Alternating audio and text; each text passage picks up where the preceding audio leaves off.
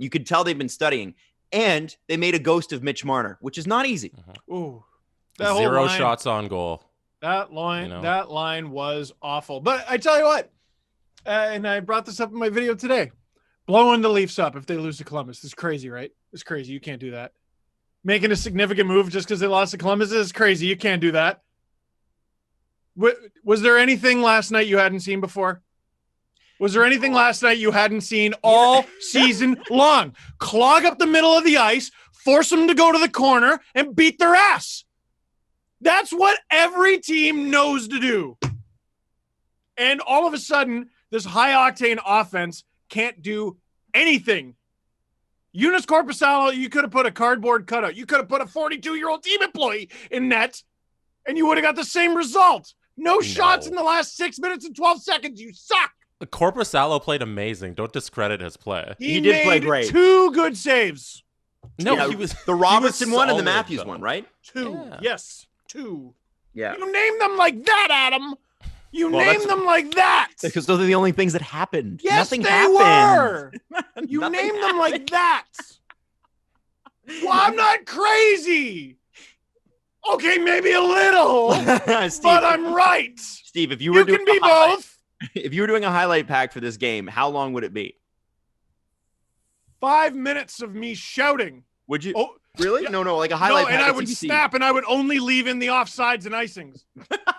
No goals or saves, just offsides and icings. We're doing KHL old school. It was not good. It was not good. And No. it's frustrating. And, I was sitting on my couch last night by myself after my daughter went to bed after the first period. Because she, of course, was like, no, I'm staying up for this. It was well past her bedtime, but we watched the first period together, and that put her to sleep, which was, I was thankful for the Blue Jackets to that.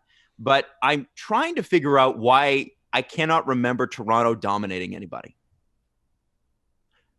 Who do they dominate? Adam, here's what they would do.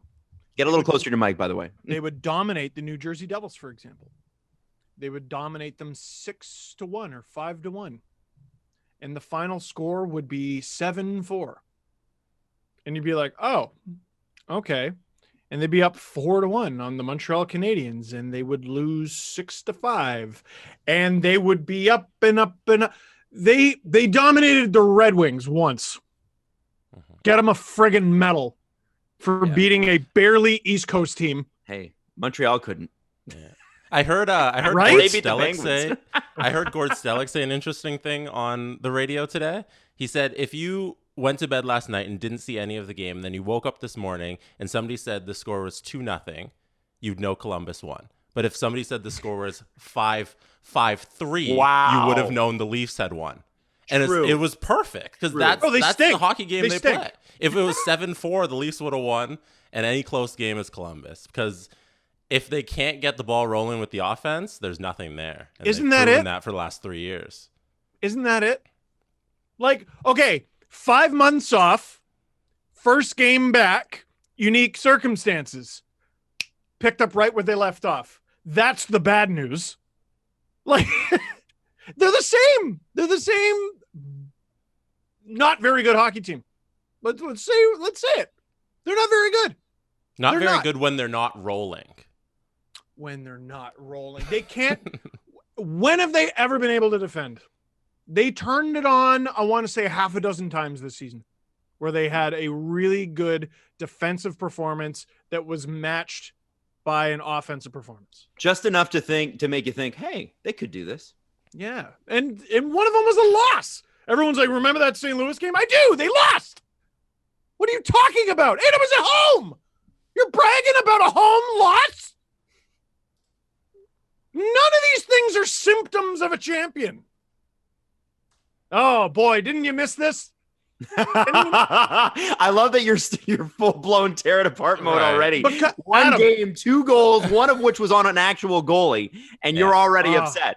No, and listen, Freddie looked great.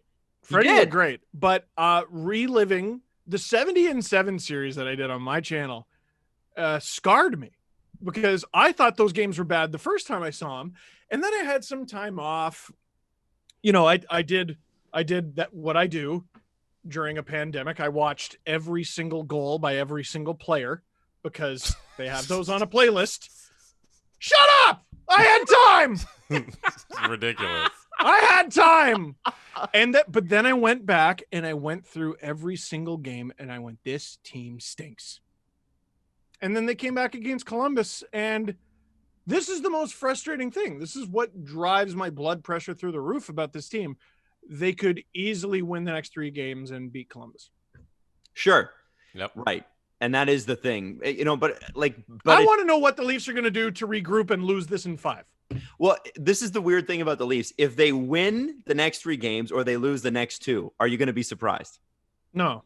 Not at all. Right. Because they're capable of great success and also horrendous failure. And that is what is so stress inducing. Like, I think there's a lot of people from other teams who cheer for other teams and follow other teams are like, well, yeah, it's stressful following my team too. I don't know. No, Nobody in the league loses in a spectacular fashion like the way the Toronto Maple Leafs do. We can talk about the failure of the Edmonton Oilers organization over the last few years and until Ken Holland got there and Dave Tippett got there and Connor McDavid and all the other, we could talk about that.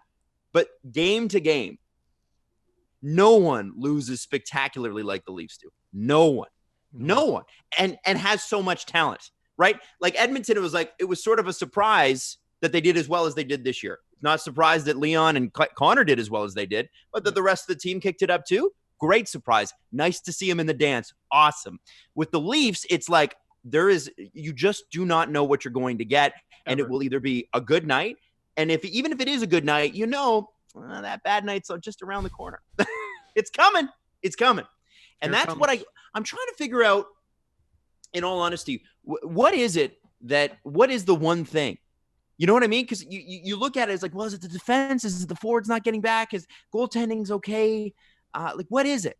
And they're not good. But one thing I love that Columbus does, and we are talking about Colorado next. I love the way Columbus forechecks.